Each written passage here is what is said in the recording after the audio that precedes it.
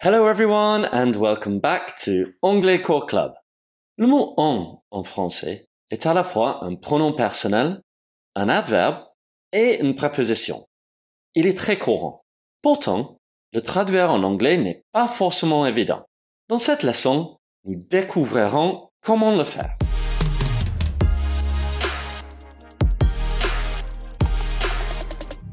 Vous pouvez télécharger la fiche qui accompagne cette leçon en cliquant sur le lien dans la description ci-dessous ou ici.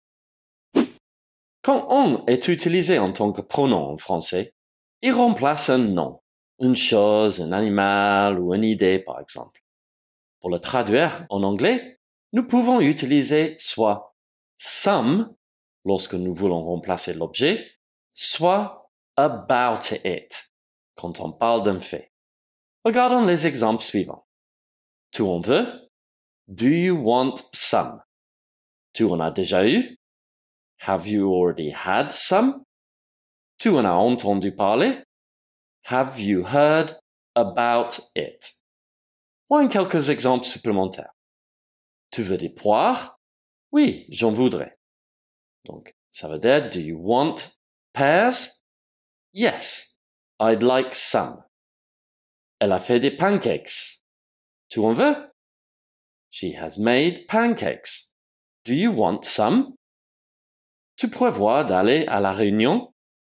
Je n'en sais rien. Do you plan to go to the meeting? I don't know anything about it. En français, un est aussi une préposition. Et, dans ce cas, peuvent être traduits en anglais par les prépositions in, to et by. Nous utilisons in quand on parle d'un lieu ou d'une période. To quand on parle d'une direction ou un mouvement. Et by pour indiquer un moyen. Examinons cet exemple. Nous habitons en Bretagne, en France, et nous allons souvent en Espagne en été. Donc, we live in Brittany, in France, and we often go to Spain in summer. Donc nous disons in Brittany, en Bretagne, parce que Brittany, la Bretagne, est un lieu. C'est la même chose pour France. Nous disons in France, en France, parce que France est un lieu. Cependant, nous disons to Spain, en Espagne, parce que nous parlons d'une direction. Il y a un mouvement vers l'Espagne. Enfin, nous disons in summer, en été, parce que nous nous référons à une période particulière de l'année. Pas évident, n'est-ce pas? Prenons un autre exemple.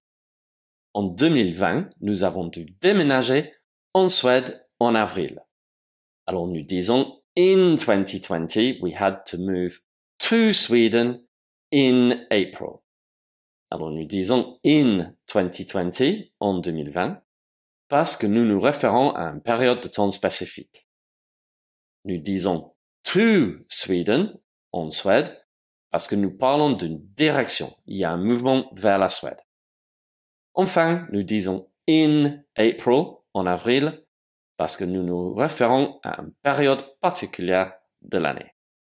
Prenons maintenant un exemple où nous devons utiliser la préposition by pour traduire en. Je suis rentré en taxi hier soir. Donc, ça veut dire I got home by taxi last night. Ici, nous utilisons la préposition by en anglais pour traduire en, car je dois indiquer un moyen. Comment suis-je rentré chez moi? En taxi. By taxi.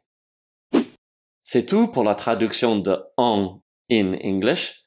N'oubliez pas de télécharger la fiche qui accompagne cette leçon en cliquant, by clicking, sur le lien dans la description ci-dessous ou ici. Et si vous souhaitez en savoir plus, if you would like to know more about it, venez visiter le site web Anglais Core Club. See you next time. Until then, take care. Bye bye.